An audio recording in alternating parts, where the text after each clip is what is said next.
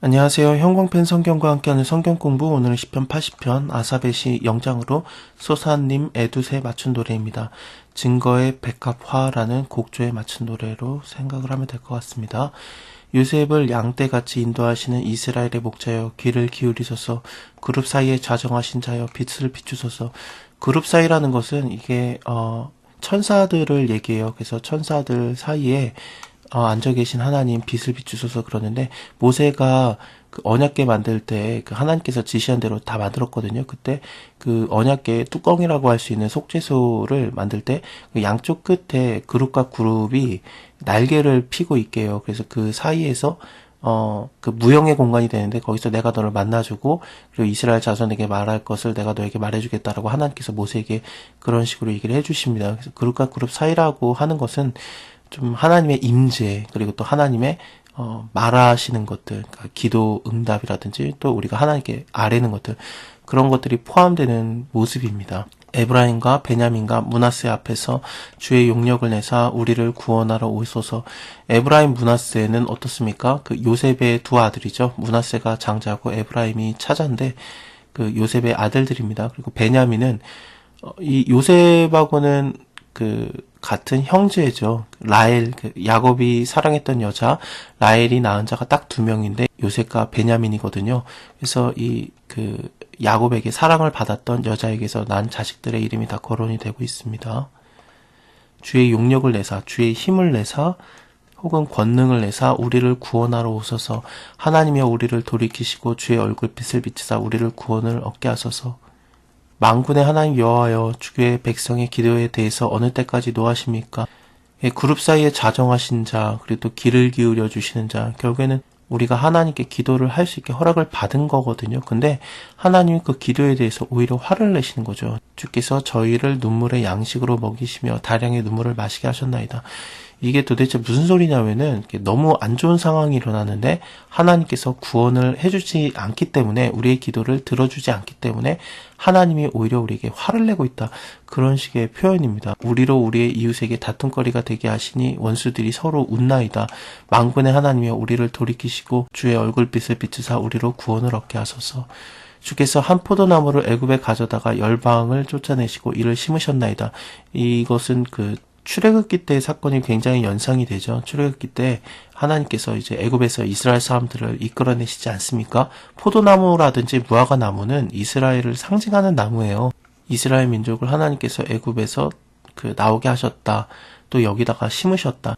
주께서 그 앞서 준비하셨으므로 그 뿌리가 깊이 박혀서 땅에 편만하며 그 그늘이 산에 가리우고 그 가지는 하나님의 백향목 같으며 그 가지가 바닥까지 뻗고 넝쿨이 그 강까지 미쳤거늘 주께서 어찌하여서 그 담을 허르사 길에 지나가는 모든 자로 따게 하셨나이까.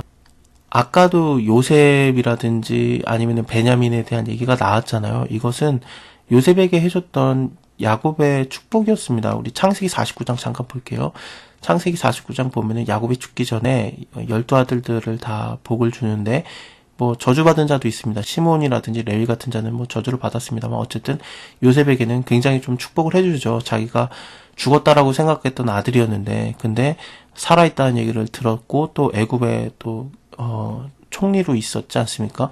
그래서 와가지고 너무 기뻐하면서 이렇게 같이 지내다가 죽을 때가 다 돼서 요셉에게 마지막 얘기를 해주는데, 그 담장나무로 뻗은 나무, 그런 거 노래 알잖아요. 요셉은 무성한 가지다, 그 샘 곁에 무성한 가지라, 그 가지가 담을 넘어도다, 이 얘기를 해주거든요. 다시 보겠습니다. 시편을 보면은 이렇게 뿌리가 여기에 잘 박혀 있고, 그 다음에 그 가지가 바닥까지 뻗고 넝쿨이 강까지 미쳤다, 이렇게 멀리 뻗어나갔다라는 얘기가 나와요. 여호사서를 보면은 이게 아마도 그 영역을 더 얻는 거, 그런 걸 얘기할 수도 있습니다. 일단은 그 이스라엘의 모든 땅이 경계선이 지어졌었는데, 그래서 거기를 넘어가거나 그럴 수 없는데, 뭐 요셉의 아들 자손 같은 경우에 와가지고 우리는 너무 적게 받았다, 좀 더 받아야 되겠다, 그런 식으로 얘기를 해요. 원래는 우리가 지금 두 지파인데, 므낫세 에브라임인데, 근데 요셉이라는 지파로, 하나의 지파로서 땅을 받은 거, 그거 너무하다, 우리도 좀 더 받아야 되겠다. 그러니까 여호사가 너희는 강한 나라인즉 니네가 뻗어나갈 수 있다, 그런 얘기를 해줍니다. 그래서 경계선이 좀 무한적으로 늘어날 수 있는 그런 여지를 두는데, 그게 이게 그 가지가 뻗어나간다, 그런 식으로도 표현이 되고요. 그렇습니다.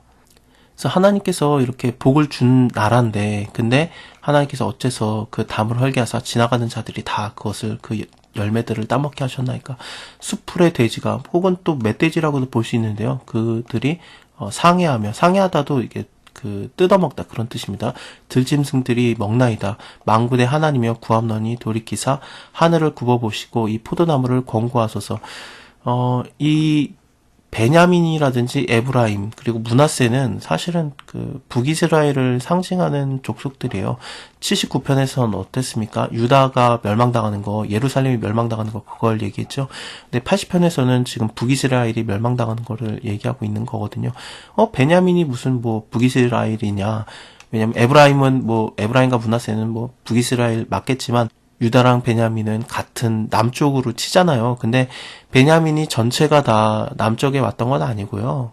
여리고라든지 베델이라든지 길갈이라든지 그런 게 베냐민에게 속한 성읍들인데 그거는 전부 다 북쪽으로 올라가거든요.